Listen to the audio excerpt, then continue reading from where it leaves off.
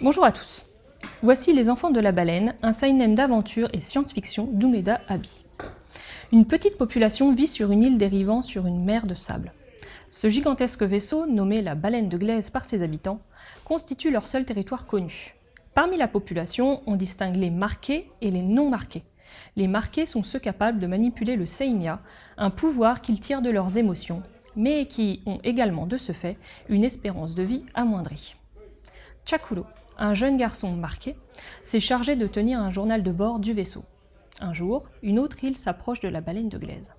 C'est l'occasion pour ses occupants de partir en exploration. Une équipe, dont Chakulo, part donc à sa découverte. Ils font alors la rencontre d'une mystérieuse jeune fille, eux qui n'ont jusqu'alors rencontré aucun autre être humain extérieur à leur Baleine de Glaise.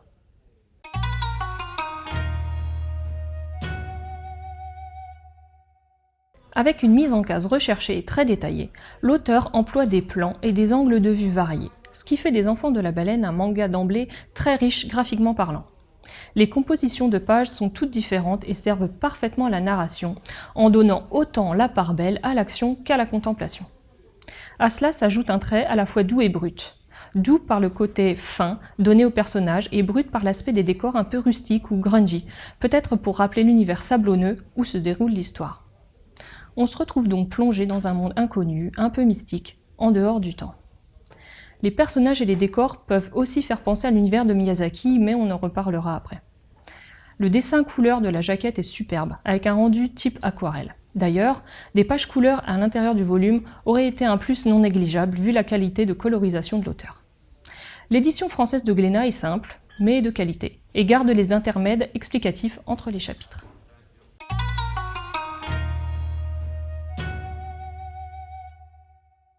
L'auteur, Umeda Abi, était plutôt orienté shonen pour ses œuvres précédentes. Avec Les Enfants de la Baleine, elle laisse plus de place à la sensibilité et à l'émotion, sans pour autant viser un public uniquement féminin. En effet, ce manga a été plébiscité en 2015 dans un classement japonais autant dans le top 10 filles que garçons. Pour continuer le rapprochement possible avec l'œuvre de Miyazaki Hayao, on peut évoquer le scénario emprunt également des thèmes chers au réalisateur de Studio Ghibli. Le garçon téméraire, la jeune fille mystérieuse, a un pouvoir tiré de la nature même des gens, un univers empreint d'écologie. Toutes ces caractéristiques, ajoutées au rendu graphique, nous amènent à cette comparaison. Après avoir été directement immergé dans la vie du vaisseau avec un triste événement, on apprend au fil du volume le mode de vie à bord du vaisseau et les règles qui le régissent. On ne peut que se laisser porter par l'histoire car aucun repère ne nous est donné pour situer où et quand elle prend place.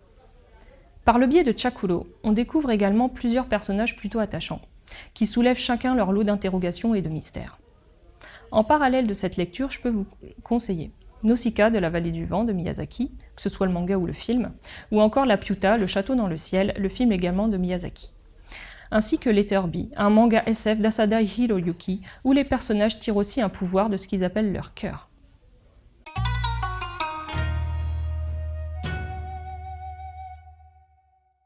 Les Enfants de la Baleine est un seinen d'Umeda Abi. Chakulo vit à bord de la Baleine de Glaise, une île vaisseau dérivant sur une mer de sable. Ses habitants, dont certains possèdent un pouvoir particulier, ne savent rien du monde qui les entoure, mais ils vont bientôt rencontrer une jeune fille venue d'une autre île. C'est avec un style très riche visuellement et ancré dans un monde atypique que l'auteur nous conte cette histoire de science-fiction teintée d'écologie. Je ne peux que vous conseiller de la découvrir par vous-même. C'est disponible chez Glénat au prix de 6,90 €. Bonne lecture!